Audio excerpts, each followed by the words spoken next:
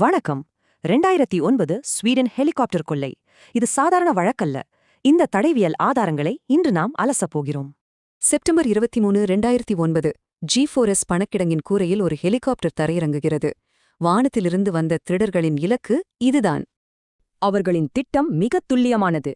சிறப்பு ஏணிகளை பயன்படுத்தி 5 பாதுகாப்பு கேட்களை அவர்கள் சில நொடிகளில் சுலபமாக தாண்டிவிட்டார்கள். 6வது மாடியில் உள்ள பணம் என்னும் அறை. அங்குள்ள கண்ணாடி சுவர்களை வெடிபொருட்களால் சுக்குநூறாக உடைத்து உள்ளே நுழைந்தனர். பணம் இருந்த அந்த அறையின் இரும்பு கதவை வீழ்த்த அவர்களுக்கு சரியாக 3 வெடிப்புகள் மட்டுமே தேவைப்பட்டன. பயந்து போன 14 ஊழியர்கள் ஒரு சிறிய அறைக்குள் ஒளிந்து கொள்ள, கொள்ளையர்கள் அங்கிருந்த பல மில்லியன் பணத்தை ஈவிரக்கமின்றி அள்ளினார்கள். இன்ஸ்பெக்டர் கோரன்பாம் உடனடியாக விரைந்தார். ஆனால் நமது காவல்துறையின் அதிரடி நடவடிக்கை முன்கூட்டியே மிகச் சரியாக தடுத்து நிறுத்தப்பட்டது. எப்படி தெரியுமா? சாலைகளில் இரும்பு ஆணிகள் தூவப்பட்டிருந்தன. நமது போலீஸ் ஹெலிகாப்டர் தளத்தில் ஒரு போலி வெடிகுண்டும் வைக்கப்பட்டிருந்தது. நமது ஹெலிகாப்டர்கள் முடங்கின. வெறும் 30 நிமிடங்களில் அந்த கும்பல் கொள்ளையடித்த பணத்தோடு வானத்தில் மாயமாக மறைந்து தப்பியது. ஆனால் அவர்கள் சில தடயங்களை விட்டுச் சென்றனர்.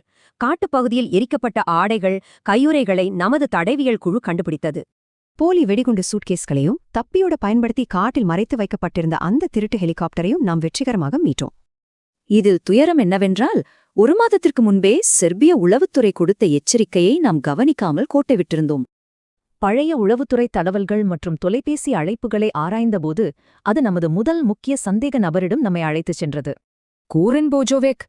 1 மாத துரித ஹெலிகாப்டர் பயிற்சிக்கு இவன் 15,000 யூரோக்கள் செலுத்தியது நமது முதல் சந்தேகத்தை கிளப்பியது. கோஜோவிக் ஒரு மாஃபியா உறுப்பினரை சந்தித்தான். அவன் வீட்டில் கொள்ளையடிக்கப்பட்ட பணமும் சிக்கியது.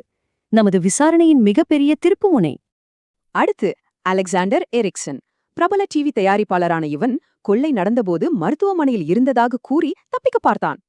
ஆனால் நமது தடயவியல் வீடியோ ஆதாரம் விசாரணை அதிகாரிகளிடம் எரிக்சன் அப்பட்டமான பொய் சொல்கிறான் என்பதை தெளிவாக நிரூபித்தது.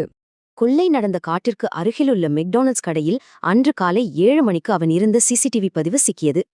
இறுதியாக அந்த துப்பாக்கிதாரி சஃபாகதும் தானும் எரிக்சனும் இணைந்து இந்த கொள்ளையை அரங்கேற்றியதை விசாரணையில் ஒப்புக்கொண்டான்.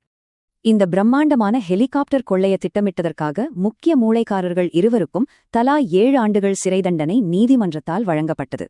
இந்த கொள்ளை ஸ்வீடனின் பொருளாதாரத்தையே மாற்றியது. ரொக்க பணத்தை கையாள்வதில் அரசு புதிய தீவிர நடவடிக்கைகளை எடுக்கத் தொடங்கியது. இதுபோல பணக்கிடங்கு தாக்கப்படுவதை தடுக்க ஸ்வீடன் மிக வேகமாக டிஜிட்டல் பண பரிவர்த்தனை பொருளாதாரத்திற்கு மாறத் தொடங்கியது. இதன் முடிவுகள் ஆச்சரியம் அளித்தன. ஆண்டுக்கு 100ஆக இருந்த கொள்ளை சம்பவங்கள் வெறும் 2ஆக கணிசமாக குறைந்துவிட்டன. நம்ப முடிகிறதா?